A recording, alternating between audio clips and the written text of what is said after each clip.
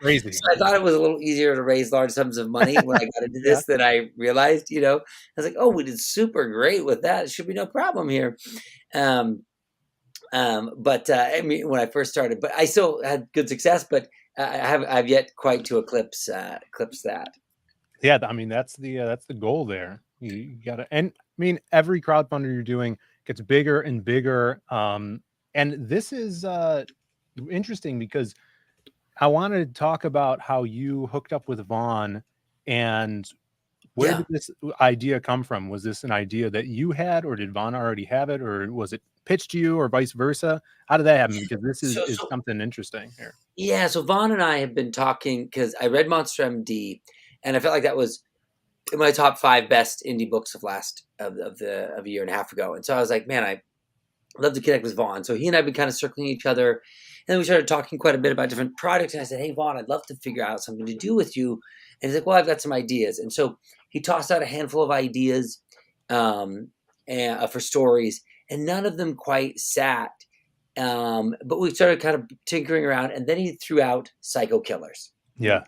And just the pitch on it, the thought of it, I was like, oh, this is the one for us to do together.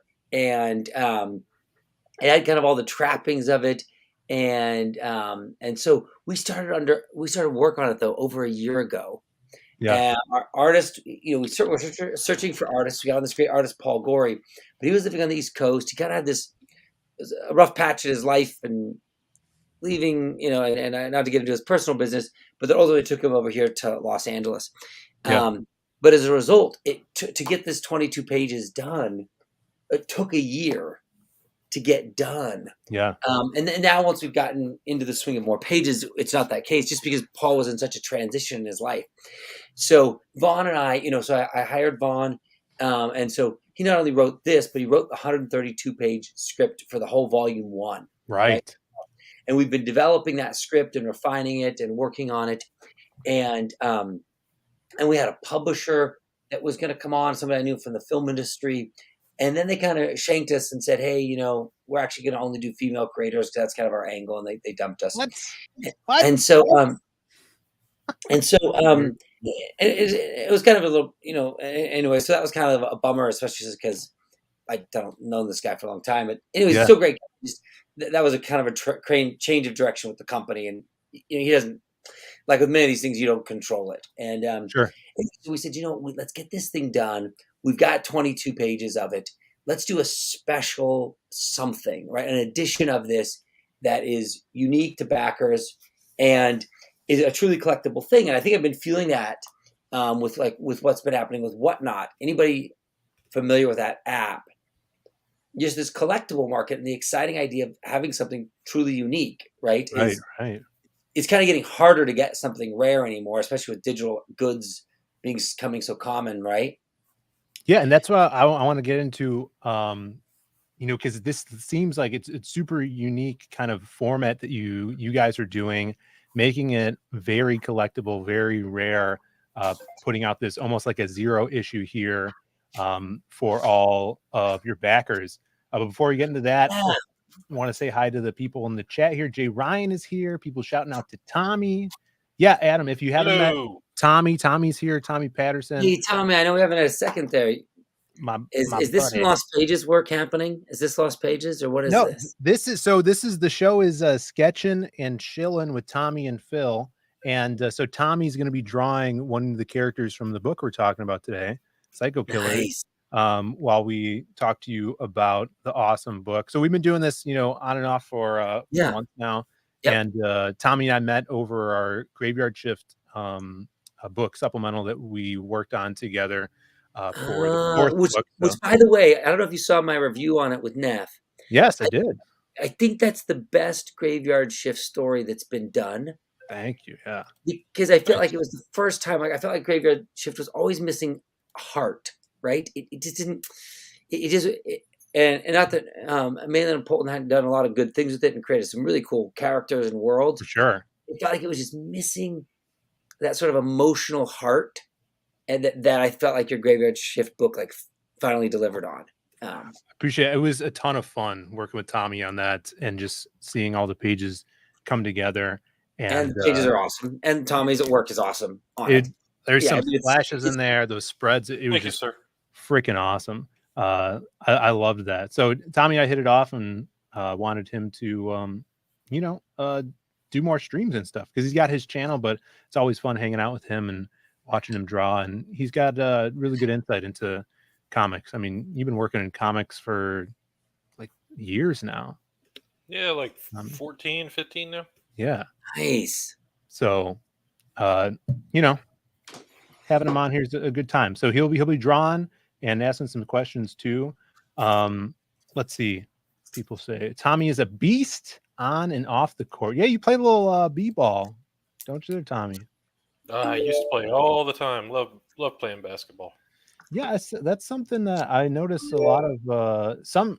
Some comic artists do that, like Aaron Lepresti and David Williams used to play basketball together.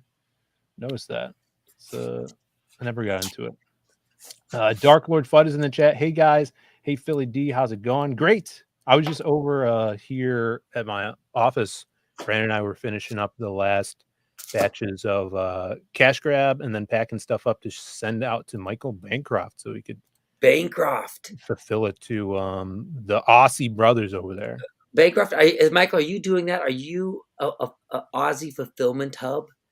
Yeah, he is. He's been doing it for quite a few people. So so we should. I'll hit you in the DM about it, Michael, because I need to get. The problem is there's a reshipper, a great reshipper that I've used on my board games, which is different because the orders are like 7,000 backers, so you have bigger numbers so that you can get reshippers like in the UK and Canada and Australia. So then people there get it at local shipping cost instead of what it is to ship it from LA to, Brisbane is a nightmare, right? So it's like, and it's really expensive. And I've been trying to find somebody that would handle like the smaller numbers when it's a smaller can't get anybody on the ground in the UK that can do that. But I would love to offer that to people because shipping is a nightmare. Yeah, and it's just going to get bigger, I think, more expensive. But Bancroft's done it for like Clint Stoker, saved him a lot of money and stuff. And so we're gonna be sending stuff out to him too. Done. Awesome. Okay, I'll hit up Michael. Yeah. So because anything I can do to get people the books without them having to pay like an ugly shipping number, the better. Right? It's it doesn't help anybody. The shipping number. It's like, I don't get it. You don't get it. They don't get it. It just goes to like this third party. You know what I mean? Yeah, definitely. It just goes to like this third party who has committed nothing to the project. I know. So you getting back to Psycho Killers, don't you have like proofs of it already? Because it's done. It's so the done. book is done. So the book is done. So you can see it here. So this is the proof, right? Yeah. We've adjusted it. See, so it's this foil cover, wrap cover. You can see it here. Right? Oh yeah, look at that. So what I've done though is we looked in the foiling, and a couple things is like his shirt here. We're gonna make it white instead of black, and see how there's some black texturing here in the reds. We've removed a bunch of that, and same thing here in the back as well, so that the foil reacts better. Cool. So this is that's part of the proofing process. We use this company in Arizona that does these foil covers.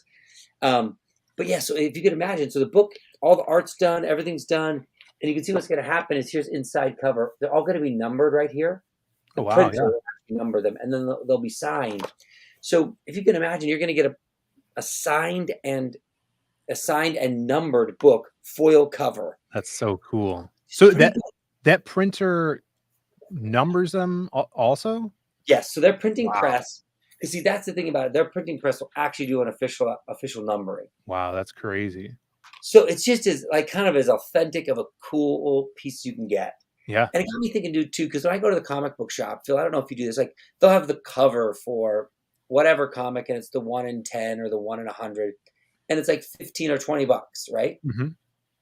But that cover isn't even signed, and it's definitely not numbered. It's definitely not foil, right? Right. Yeah. Variant, right? Uh-huh. So it's like, wow, for $20, what I pay for a special cover at the comic shop, if I could give somebody something ultra special, right, for coming along the ride for this new series, new story, that then hopefully one will have value long term for you, as well as you getting you into the story and enjoying it. It'll actually have value. So hopefully what you threw me now only comes back to you later, and also helps us get the book made, because essentially, I put all the capital to pave on and get the art all done. And then, we're just going to spin this money right back around and throw it back to the artist to keep going.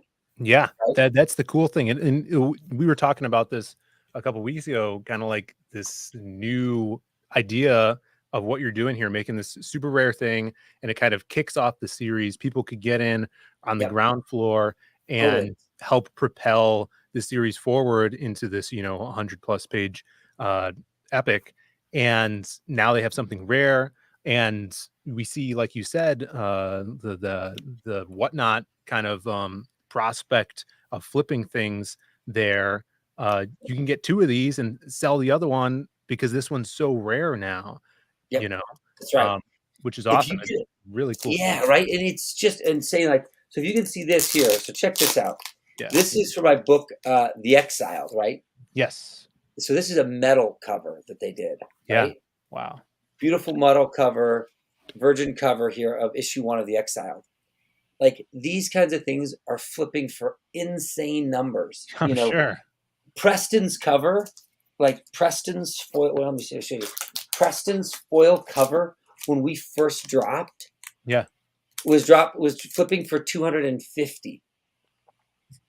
That's crazy. So you can imagine, I was talking to Preston. I'm like, Preston, I hope you know this, that your foil cover here of The Exiled, people were, the highest one I saw was about 400, but that's insane.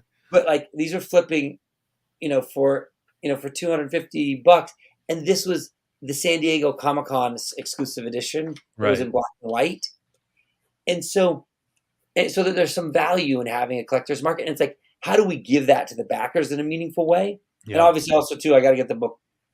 It's got to get into mainstream publishing down the line, which I feel very confident. With my relationship with Whatnot and other publishers, as that's happening.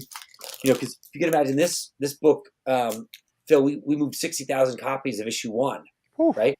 It's amazing. Which for a non-Marvel DC title, like, pretty good. Like, we beat out most of those, and so I feel like there's a real world for it. And so Psycho Killers, is this story of a family of assassins, right? So these guys, so you can see here's the whole Talks family.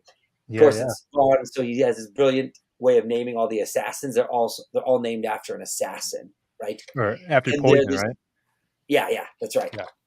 Yeah, they're all named after a poison. And what's happened is this guy Dino Talks here has recruited these people from different asylums and places where they've been locked up as kids. Yeah. And he's made this this family of assassins, right?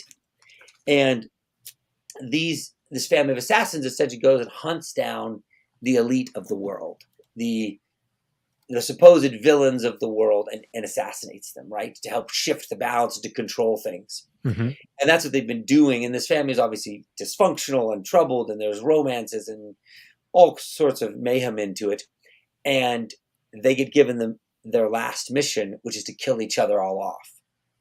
So this is our hero here, Necro Talks, and he's the guy who we're seeing this story through. And he uses his psychokinesis to make psychic bullets through his sniper rifle. So when the police find the gun, it's never been fired, but he channels his psychic energy to shoot psychic bullets. And then he can also replicate himself. He can make like sort of astrally project himself where you can see it. One's the real version, one's the clone. That's awesome. And so through his eyes, we experience this showdown. This launches us into it, this showdown amongst the family, and like the backstory and what's happening in their world. And it's so well written, and the art that Paul did, I think, really, really just brought something sort of this manga-ish world meets Western comic, and you can see that's a thing that I love about this is the style it's drawn in is not a modern manga style. No, it's a throwback to like 80s anime. That's right. That's what it gives me vibes of. It's like Go-Go 13, right? Right. Yeah. which was part of Vaughn's inspiration issue when we were talking about the story. So you can see here's the original pages, which we're selling 12 of them, just to check your background and get the artist to continue. And we're only selling 12 because you only want the epic, badass pages, right? Sure. When you're buying an original. Here you can see one of them. And then this one we sold out on, which is the double page spread of the family. Yeah, it's so cool. If there's any mods in the chat, if you could drop the link, I'll pin it to the top here. Tarks9 in the chat sent a member chat. It says Hails Lead Comics. Up, Tarks, thanks for being here. We're here talking with Adam Lawson of Gifted Rebels about the newest kick-ass book. Now you're putting out stuff all the time, which is great. I mean, you're one of the hardest working writers, I think, around in indie comics. You have a full-time day job, producing badass stuff. You're writing stuff, and that's why I love talking with you, picking your brain about how you get so much writing done. And now I see you're doing stuff like this, branching off and working with other writers. Is that something you've been wanting to do for a while? Well, I think what there's always been sort of a mix of it. Like there is like this passion in telling these stories through comics and being a part of it. And this is a journey I've never taken, where it was somebody else's story that I loved and believed in, right? And wanted to bring to life, which, puts you like, I'm the editor, the publisher. And in most of my books, I write them and I letter them like with, with like Kids and Monsters, right? I wrote the book, I lettered the book, I do the pre-press on the book, the Bancroft did the black and white pre-press, and to handle the whole thing, and I love it.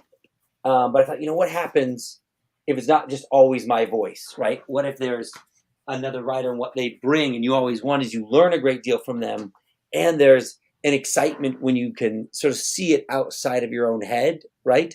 Right. And I know you as a writer, Phil, are in that place too, where you're crafting your own stories, but like when you can see it, when another writer brings the idea to life, like, they took an approach on this that wasn't my approach, but is every bit as exciting and maybe in some instances, maybe more exciting, right? Yeah. And so I really, really love that. And then with this piece, I wanted to, create a world where we were building, where you got to promote someone, you got to build something with somebody in a way where it's like I have the relationship all the time with the artist, but with another writer, what does that become? Right. So it's been rad, and obviously I love Vaughn. He's such a talented creator, and he's super passionate. Right? There's nobody more passionate than Vaughn. And that's kind of my thing. Is that, like, I think for everyone I try to work with the all in guys and girls, right? That are all in. Versus like somebody like in general speaking, I don't work with any artists or any folks who have another job, right? Mm-hmm. that are kind of all in. Like Paul, this is what he does. Jason, Maxie, everyone's all in. And I don't know if you noticed, but Maxie's moving to Dallas. So, yes, he hit me up and he told me. And cool. I helped him sell some of his original silhouette pages too, because he didn't want to bring a bunch of art, that he didn't need to. So we got him to sell some of those, which is awesome. Yeah. So if you guys are fans of the silhouette, he's still selling some pages from Lost Pages too. And that's so cool that is he moved over yet?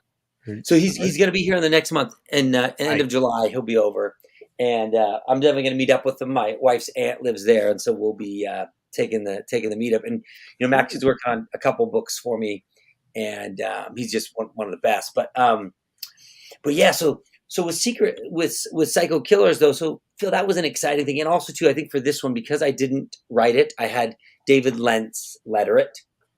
Yeah.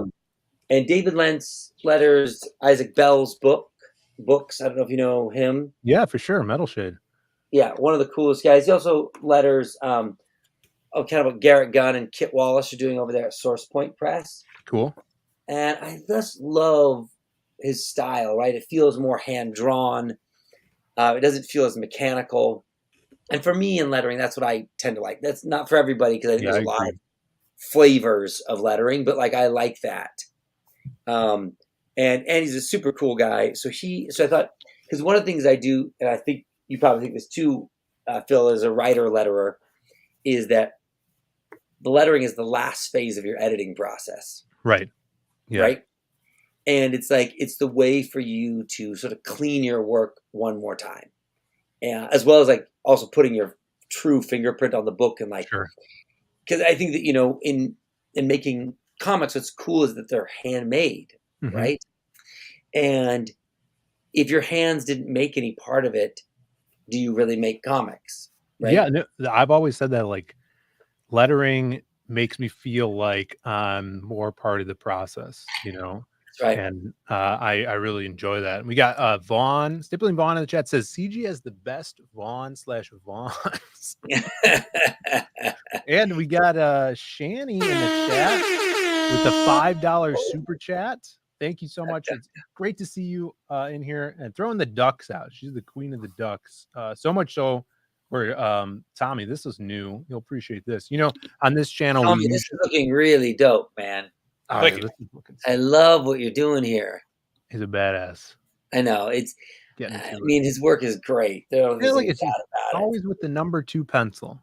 Professional over here. I love Yeah. it. Love to see it.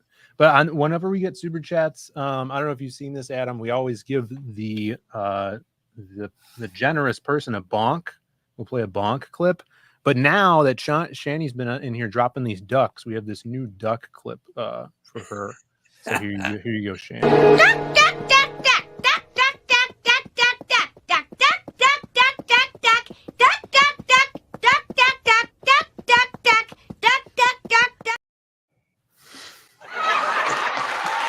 Thank you. Thank you. Get them ducks, she says. I think yeah, you should do one of Archie Bunker.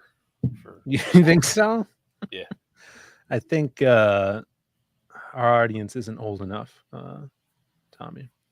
Hopefully, yeah. See, I'm a child. Thank you for suffering with me. But we were here today talking about Psycho Killers' awesome, rare, super exclusive comic that is crowdfunding right now on Indiegogo. Love the art style. And where did kind of that start? Was that something you guys or Vaughn envisioned when he kind of pitched this to you, that specific art style? Yeah, so you can see here, this I think is a great page here on this side here. Yeah. It defines sort of the vibe and what makes Paul so great. Paul also colored this page as well too, but because Golgo 13 was a bit of his inspiration for this story initially, or at least that was what got his mind spinning this way. Yeah. And so we started thinking, hey, looking over artists, we wanted it to have this, like you're saying, this 80s anime, 80s manga feel to it, which is different. Like Otomo's work does not look exactly like what modern manga looks like. Mm-hmm. And so we wanted to have something that felt like that space, and Paul was the guy. We went through a lot of different artists. We had other artists do things, and it was a bit of a rocky journey getting to this stage in the game. As sometimes, as it is, because, when in comics, the artist is the backbone of the book, right? Yeah. Like if they stop, it all stops, right? Yeah. And so, but he's delivered something that I feel is truly, special, and he has quite nuanced work. Like I love this page here, right? This page here you can see with all these faces. These are all the siblings, and you can just see here this nuanced look going on here in this 3-shot here, and the different expressions that kind of tell how they feel about it, right? Yeah. And it just, for me, that's a huge thing. One thing I think both you and I love about Maxi as well too is like artists that know how to really capture the facial expression, right? And a sense of motion, right? Like I love these pages here as Necro's escaping, right? This incredible feeling of motion. But that nuanced facial expression is kind of everything for me. And I think this is one thing that manga wins on, I think sometimes over American comics, is how much they prioritize the reactions, right? Yeah. It's kind of amazing. I don't know if you've read this one called Dan to Dan. Never. In the speech balloons, they have a little face of the person saying it. So like if they're off panel, their face is in the little corner of it. Yeah. And it shows their facial expression as, related to what they're saying. And it's such a nice way to tie into the way something should feel. And I think that's one of the things that Paul not only brought like this, there's a great vibe, like immediately, we feel like, we feel like 1970s James Bond, right? We feel Yeah. like, Oh yeah. I mean, I love the spiral in the background, the black and white, spiral you guys are using Yeah. to evoke that feel. It feels top secret and super, super retro. And that's why I dig it. It really jumps out to me because I'm not a manga guy. But this reminds me of everything that I dig of like the small amount of anime stuff that I've seen from the 80s, which it's so cool. And, the James Bond feel and the grooviness of all that stuff. Super cool. Right? Dr. Mask, Retro Elixir, what's up? Thanks for tuning in.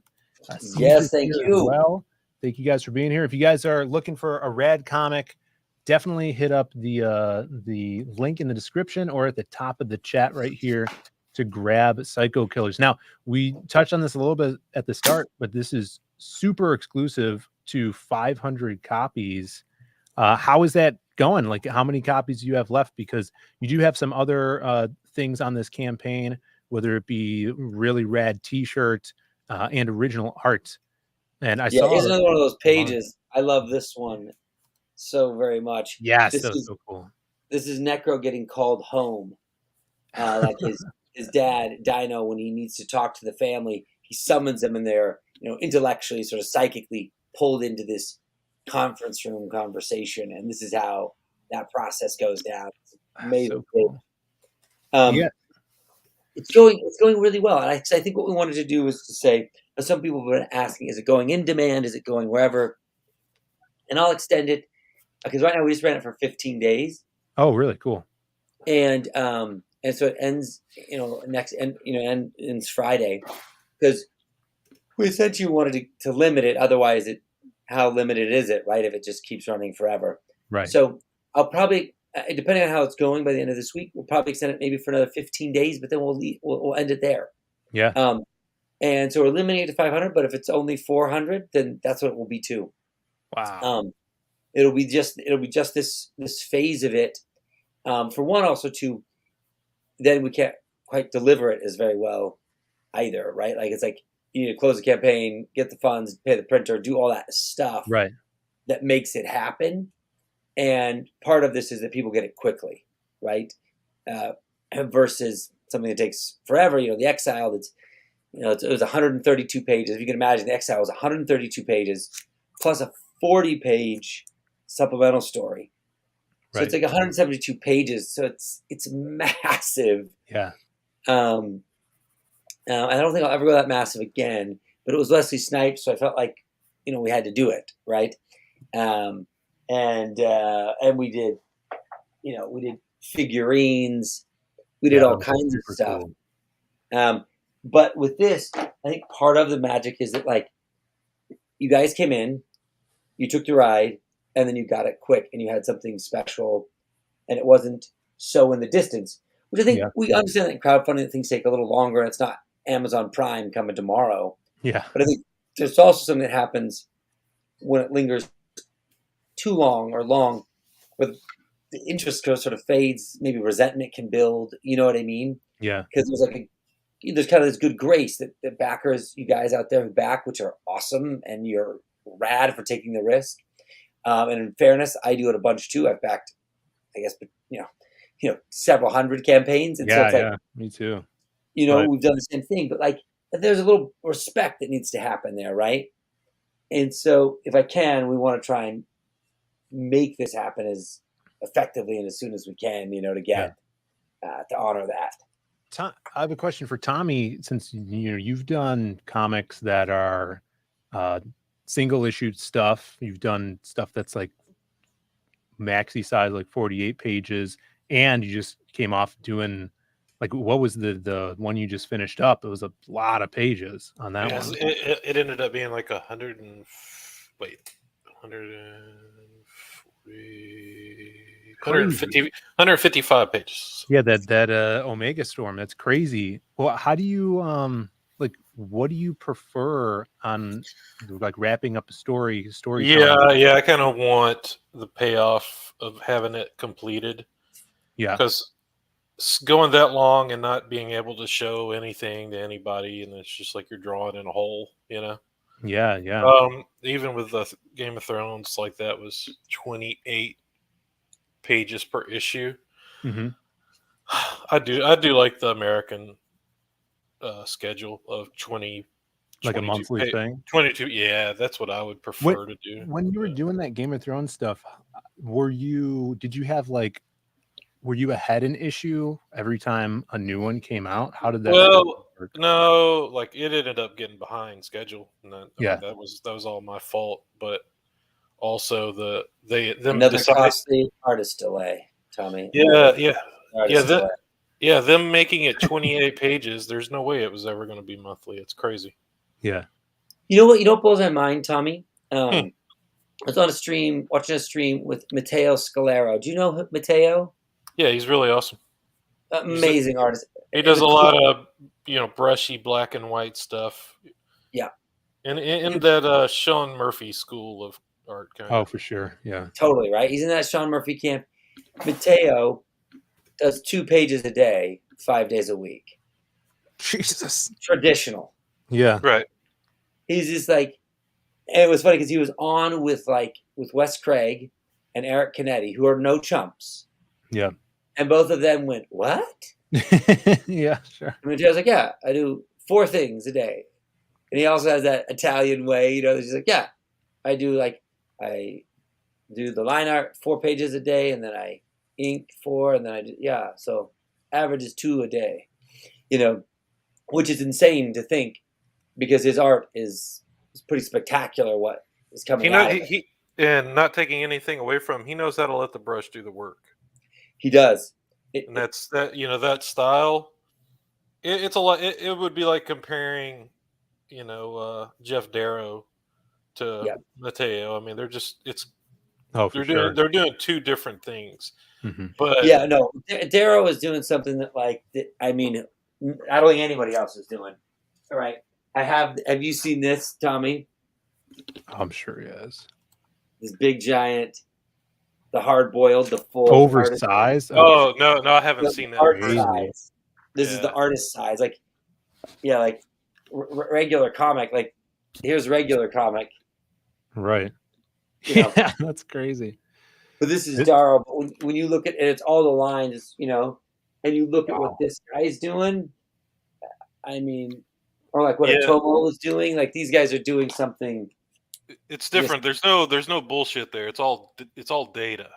Yeah, that's exactly right. This is the real. This is incredible work, and I agree with you. And not saying that there's a right or a wrong way to do it. Like I don't think art's that way, that there's right and wrong. But it's interesting how people have done to do it, and I think that Matteo has found.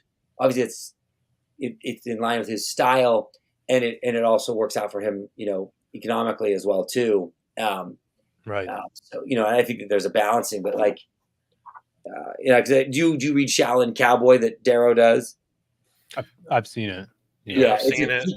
He can't deliver on any schedule, so it just drops out as trades, and then it shows up, and it's just panel after panel of zombies getting chopped up with a chainsaw.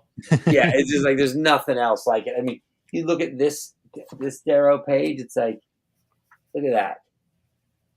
I mean, and you almost have to get that book so you can see all the detail. So it's that size, Yeah, it's like, and you realize, oh, Jeff, you did this. Okay. Yeah. I did something like a little bit toward that style when I worked with Sam Humphreys. We had an image book that came out. Oh, cool. Yeah, wow. What was the name of that? Citizen Jack. And I attempted a clean line style. It's a pretty interesting way to draw, fun exercise. Yeah. And once again, I don't think there's a right or wrong answer to that. But it's interesting to see how people have done it. I've seen Murphy, his pages as well too. I feel like Murphy, James Heron, Daniel Warren Johnson, these guys that are really like truly inkers, right? They're skipping the pencil process. I just started inking myself.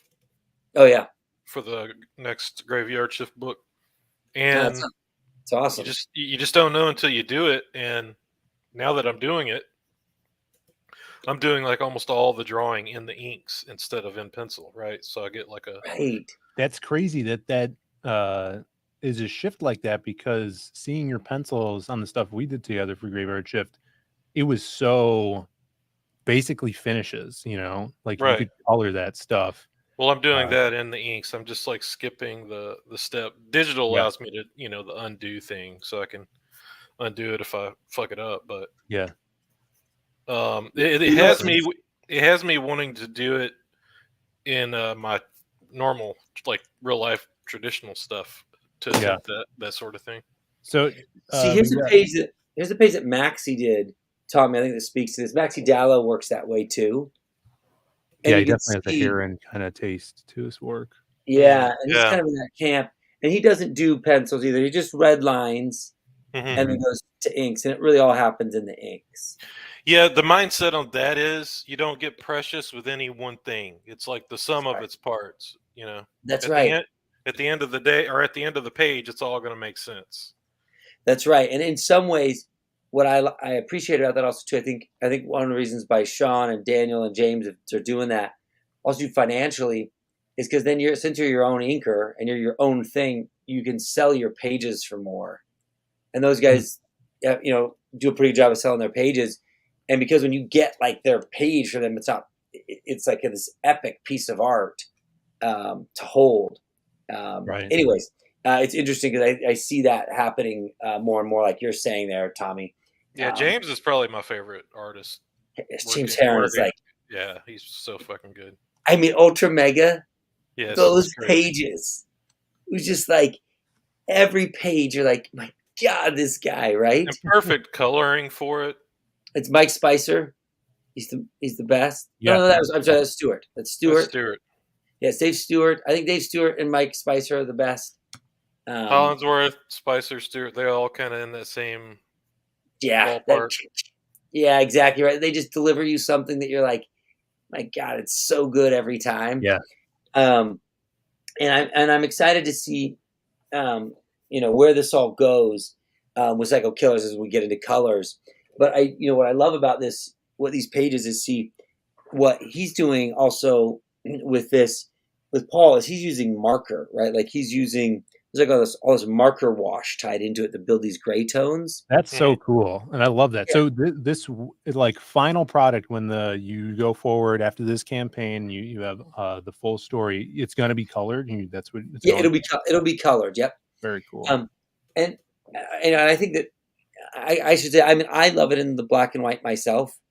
More than Vaughn. I think Vaughn is very addicted to the colors. Sure. I think if it was just me, it might just go out that way.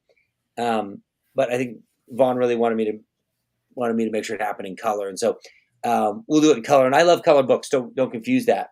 But I do think there is a magic sometimes in seeing just the lines and the gray tones. Yeah.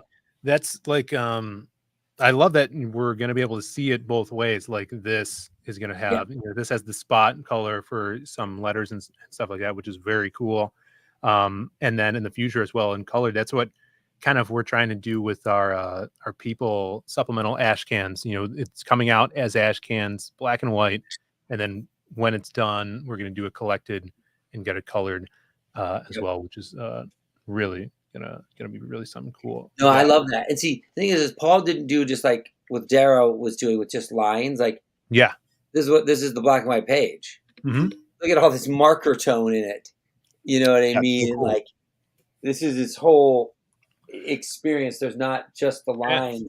That guy's he must have gallons of marker juice on him. I know, right? Look at this, like all that texturing that comes down here. I bet he's taking swigs of it as he's working too. I think you're right, Tommy. Probably passed out a few times from using those Yeah. markers. That's so cool. You get the texture, you get the tones in there, and it separates things from foreground to background. It does a really good job at doing that stuff. Just seeing that it's actually traditional is so cool. So if you guys are in the chat and you love original art, definitely jump on there because these are super unique. Like I was talking to someone about this campaign, and I was actually Kenneth Rocafort. We were chatting, and I mentioned this, and I'm like, and he's like, yeah, it's super like 80s anime. And I'm like, there's nothing out there right now, especially in crowdfunding in our spheres, that looks like this book. And that's why I dig it. And I love that it looks so different from anything Vaughn's done in the past. And you with the Gifted Rebels as well. That's what I love what's going on here. No, that's what I feel too. And I think that, as time has gone on, I've gotten more and have read more manga and have seen so many more art styles that like I now value like this traditional art and like the craftsmanship of the hand. You know what I mean? Yeah. And what that is, and like, I think that there's like there is sort of like maybe a sort of a 90s Jim Lee look. There's sort of like standard comic fare, and there's nothing wrong with those looks because I think they're great and they. Like that's what got me into comics as a kid.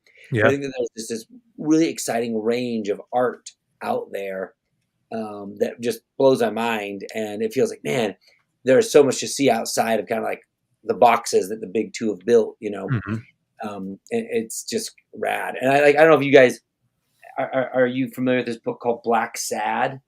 Sure. Yeah. Got all the volumes. Dude, right, Tommy? Is right behind me. Yeah. Yeah, I mean.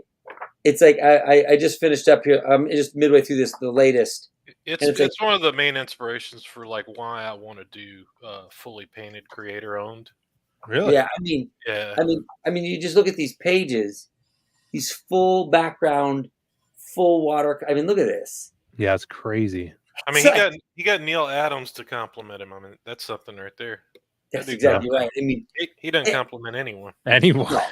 No, I mean, and you were talking about like the pages that this guy is delivering, and then also the quality of the writing and storytelling in this book is like you're saying. I mean, Tommy, this is a 10, right? It's like the pulp noir, like the nuanced things of union struggles in the 70s in New York. It's like this thing blows my mind. But I feel like you're saying, it's like Tom. It's like once you start seeing these other areas of art, like you want to jump in that, right? You go, yeah. It opens your eyes and serves as a huge inspiration and motivator to that kind of stuff. Let's see. Brian Kriskow's in the chat. What's up, Brian? He says Black Sad is brilliant. It's so sad that you can't do anthropomorphic comics these days without being called a furry creator. That's true. No, creating for I know it's so crazy, right? It's like it's gotten politicized, so now you can't just get something, right? It's like I was reading this article from this woman. She was saying, "Listen, I can't drink a Miller Lite or a Bud Light anymore because now they're so politicized." I'm like, "Yeah, I'm just skipping that altogether. I just can't even get into that camp, right?" I got a buddy that I bet we've been working on an idea for 15 years, and eventually I'll do it. It's an anthropomorphic story based around mice and rats and stuff. Mm-hmm. Like Mouse Guard kind of thing? Yeah, about like Mouse Guard. And it's, love it. Illuminati type shit in it, because we were all into that at one point. Nice. Yeah, I love it. You got to do it at a time where everyone forgot about the furries. That's what you have to do. That's, good luck with that. Yeah, they're around. Sketch looks dope. We got Avery Butterworth in the chat. What's up, brother? Great to see you doing some awesome inks on the People Ashcan #2 for me. Nice. Shani says Adam looks like he's dressed to go on an episode of Family Feud, and I'm here for it. Listen, this has become my comic jacket. You see, it's got the patches right here. We've got Bigfoot Bill. We got Monster MD, and this was season 3 of my TV series Escape the Night. Nice. So I got a pile of patches. I got to load up on this. It's going to become my comic. My voice. Motorhead. Where's Motorhead? Yeah. You get it. I need a patch. I need to make a patch for our stuff. We made a patch here for Psycho Killers. If you want to flip up the Oh, campaign, there, yes. Phil. Yeah, let me pull that up. So for anybody who signed up on the pre-launch list, if you haven't backed, you should, because you get the patch for free. And this was the same kind of thing to do. It's like, this is the members patch. So the Academy of Psychic Arts Yes. is what all these kids are at. Like, that's their family at this place. And so it's like, it's your membership. That's going to be going, that's going to be coming right here on this jacket. You're going to probably balloons here. You like that? What's the Clutch song? Psychic warfare is real. You're kind of dressed like the Clutch guy. Okay, I'll take that, Tom. I'll take that. And so this is a cool patch, but if you didn't, no worries. You can still buy the patch. It's rad. I agree. Patches are something that I really genuinely love. Like, there's like prints. I don't personally love them because I got no space for them, so they end up going in a drawer. Yeah. Patches I love because they end up going on this jacket or my backpacks, and I love them. And so we wanted to do something like that. And then we did this T-shirt as well because cool. as you can see, I'm often wearing, if you see me in my real life, you can see me wearing a Lost Pages T-shirt. That's right. I like to get the T-shirt myself. Like, that's, for me, some people aren't like Replicator Rob's like, I never wear the T-shirt. I'd never do that. But I'm like, I want the T-shirt. That's what it is for me. Yeah, me too. I agree. Yeah. And so I love this. This was a Filipino artist who came in and created this great sketch of Necro Talks. I love what he built with it. And then Vaughn actually did the design on that. Vaughn is quite an artist himself as well. Did a lot of the character designs, and I've seen some of his pages for another original book he's doing. He's the artist, and he's the real thing. Yeah, I'm jealous. I wish I could draw I know. like Vaughn. I know. I'm so bad at it. It's embarrassing. Y'all would be in trouble, okay, if I could draw like Tommy. I know. Tommy, this page is coming out great. Look at that. Yeah. Hey, look at that. I'm gonna scan it. I'll send it here in a second. Yeah. Look at a high res version. Look at it closely. Now, one thing I wanted to get into is, hold on one second. We got Rick Saylor in the chat. What's up, Rick? Good to see you, brother. We're talking about Psycho Killers. You guys got to go on and back it. There's a limited number, guys. There's only 500 of these first appearances of these characters with the foil cover going to be are available. So definitely go ahead and back. But what I wanted to know, and if if it's not too spoilery, what are some of the abilities of the other family members? Because Necro Talks alone, it's got some really cool powers, and Vaughn's very creative. What are some other abilities that we're going to be able to see? Yeah, so I don't want to spoil. Unfortunately, that's maybe a bit of a spoiler. Yeah. But I'll give you a little bit of this. So Dino Talks is his dad, and he's a clairvoyant, right? He can see into the future. Okay. So on this page here, it reveals a bit of all their powers, right? Okay, cool. So I'll read for you another one without sort of maybe stealing the fun of you guys sort of reading it. This is Photo Talks. Great which name. is there's a little bit of a love interest / connection there with Necro and Photo. Cool. But her specialty is photokinesis, diamond armor, and visibility. She's the unbreakable psycho. Oh, cool. So she can make her skin as hard as diamond. Nice. Right? And that also lets her become invisible. So she's a high fashion model, right? Like, that's her cover. She's a high fashion model, but she's an assassin. And so, cool. and her, and the volume beyond this one really is centered around Photo and Necro's relationship in their fight. Now, do we ever kind of see how these people were recruited into the academy, or like why? Because they're not like robots or anything. Like, they're regular humans that were then. That's right. Okay, cool. Yeah. So you ever see that? So we do. So essentially, this chapter front loads us into the story on who Necro is. We see him in action, taking out one of the elites. We get the mission. We get this. We get to meet this detective who's going to be on the trail, and so we get this gets us into the world.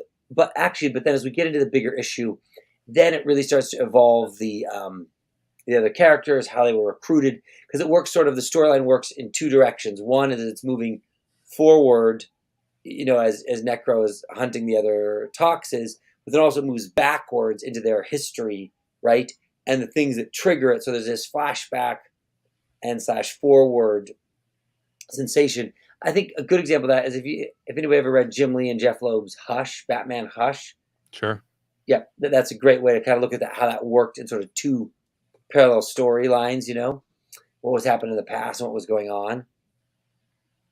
Yeah, no, it's really cool. I think, I know you talk to guys like Nefarious. Nefarious, for some reason, hates flashbacks. I think they're great tools in storytelling, especially to build suspense and mystery if there's a back and forth and things. So I tend to enjoy stuff like that. So I'm glad we're gonna be able to see that, because that's the whole thing. The whole mystery is like, why are they assigned to kill each other? Like, what is the reason, and the mystery behind that? Because there's got to be a reason, right? That's right. It's not just go kill each other, this is fun, right? So I don't want to give all of that away, but that's essentially, that's part of our twists and turns, is the reveal of that, how that assignment came into being, the consequences of that assignment, who's behind that assignment, all the twists and turns that revolve around that.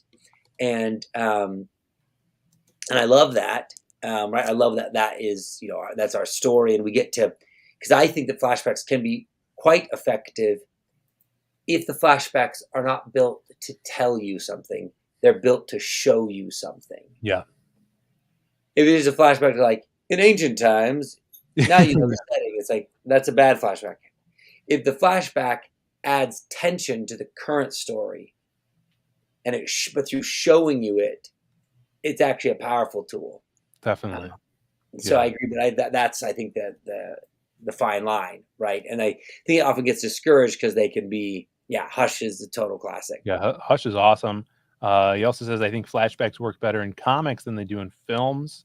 I agree, because you could do like really cool like art style changes in flashbacks as well. Yep. Well read users in the chat's up. Well read. He says, I backed my comic. Looking forward to this book. Hell yeah. Dude, thank you, brother. I really, really appreciate that. Pull this up. Wow, look at that. Oh, it's gory, bro. Look at this. This is so cool. Yeah, I didn't even read the description of the character. I don't know if this dude knows how to throw a punch, but I figured I'd have him smashing somebody's head in.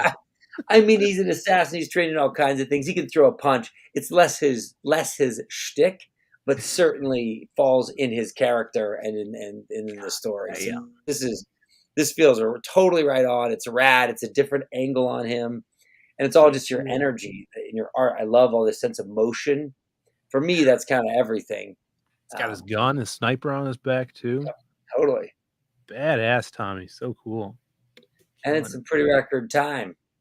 Yeah. It's left in the hour, and you've done it, and it's good. Hey, the kid don't fuck around, okay? Good. Okay, well, Phil, it's been awesome, dude. I know we're running out of time, and I'm glad to have you on. And Tommy, this is such a cool. How do I get a hold of this? How do I get a JPEG? How do I get anything of this? I'll send you a high res, and maybe one day I'll mail it. I got like 30 of these. I got to mail out to people. Still got to mail ones. I'll never get around to it. I'll pay for it. Okay. Kick-ass. Yeah, guys, go back. Psycho Killers. You got until Friday. They might be extending it, but don't count on that. So back at 500 copies. Bancroft asked earlier in the chat, do you know how many are left? Yes. So as it stands right now, we've got, because there's no digital available on this one. Okay. So we essentially have 186 are left. 314 have been bought. Kick ass. And so there it is. Awesome. Yeah, we're excited. And then I mean, it's a chance to get in. It's an incredible story. It's some of the work I'm the most proud of, and it's a beautiful presentation. Comics are rad. Yes, definitely, man. Yeah, go get it. I got mine day one, and you guys need to grab yours too, because this is just the start of something wild and badass. I can't wait to get to the end of this series. It's going to be a lot of fun. Well Read, I guess Vaughn is going to be on Well Reds tonight. So go over there, watch that, and find another awesome stream. Definitely sub to this channel if you haven't. Sub to Tommy the Comic Guy on YouTube, and back this book. There's going to be a lot more coming from Gifted Rebels, I know, later this year. And go back to Lost Pages 3 as well. We're on our way to 40K, so help with that. Thank you guys so much for tuning in. Totally. And being here, hanging around. Really appreciate the company here, and good luck with everything in the future, Adam. This is looking awesome. No, I appreciate that. I know, and I know, Phil, you and I are cooking some things up. That's right. Ourselves. So we'll be on a stream and chat about it. Kick ass. Look at that. That's the idea right there. That was the original. That's the original. This is beautiful. Wow. That was extrapolated. Oh, it's Avery just backed. There you go, brother. Boom. Hell yeah. Thank you, brother Avery. I appreciate that. Welcome to the family of Psycho Killers. Welcome to the family. All right, guys. We'll catch you on the flip flop. I'm gonna go get some dinner, and everybody enjoy the rest of what's left to the weekend. We'll see you tomorrow, I guess, on another stream. See you guys. Bye.